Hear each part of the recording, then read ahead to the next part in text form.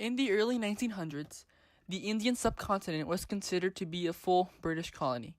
To say the least, Indians were not happy, and now their anger was active towards the British. The British decided to divide the different ethnic groups and have them fight each other, rather than fight them. Religion became increasingly important, leading to mistrust between different religious communities. During World War I, though, the British promised to give the regions independence if they sent troops to fight with them. The Indians agreed, but did not receive their independence. As World War II rolled around, the British once again asked for troops, but this time, still angry due to the occurrences of World War I, India refused. However, the All India Muslim League, led by Muhammad Ali Jinnah, who claimed to represent the small Muslim population in India, sent troops to help, wanting British support in creating a new Muslim country. During the World War II era, as Britain began to lose the ability to continue to control the Indian subcontinent, they immediately decided to give the region full autonomy. Since Britain could no longer afford to keep its extended empire due to the financial and political effects of World War II, they quickly and sloppily handed the Indian subcontinent its independence. The independence agreement also stated that the Indian territory would be divided into 3 distinct regions, East and West Pakistan, as well as India. At this point, the majority of the population, about 80%, was Hindu. The rest of the population was mostly Muslim, making them a prominent minority. As Britain announced their plans to give India their independence, the Muslim minority feared that certain protections against the Hindu majority given by the British would disappear. This only solidified their decision to create a new Muslim country, Pakistan. However, Hindus were angry at the Muslims for wanting to have their own country.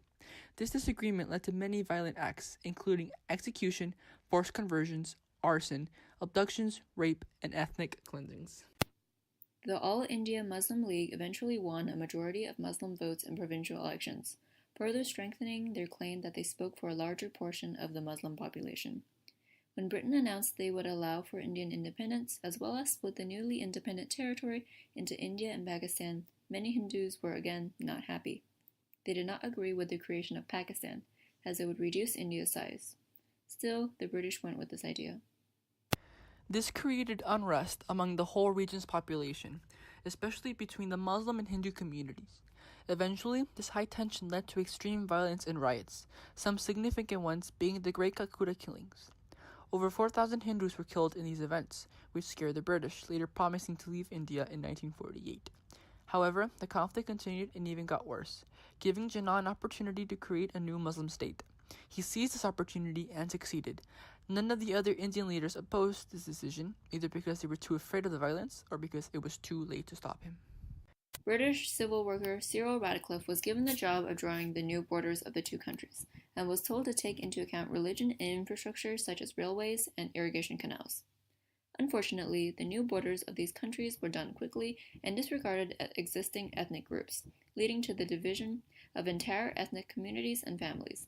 This division was especially prominent in the Punjab region, that was literally split into 2 to form the limits between West Pakistan and India.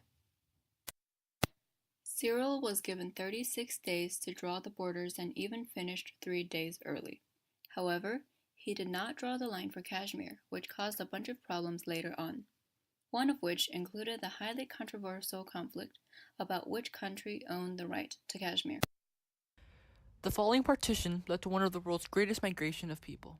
On August 14, 1947, Pakistan gained its independence. India gained its independence the very next day.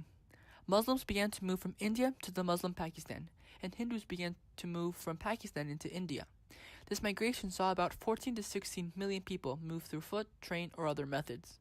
Sadly, this partition was also followed by extreme violence, many being murdered, starved, or poisoned. Majorities in certain regions would kill their respective minorities actively.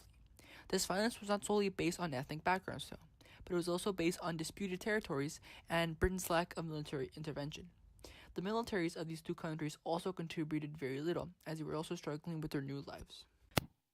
Tension between India and Pakistan escalated so far that in the same year as their independences, war broke out between the 2 countries over the disputed Jammu and Kashmir territories.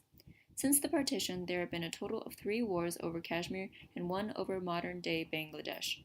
Now, tensions are still high and heated, becoming even more dangerous, with both sides being world powers that are nuclear armed.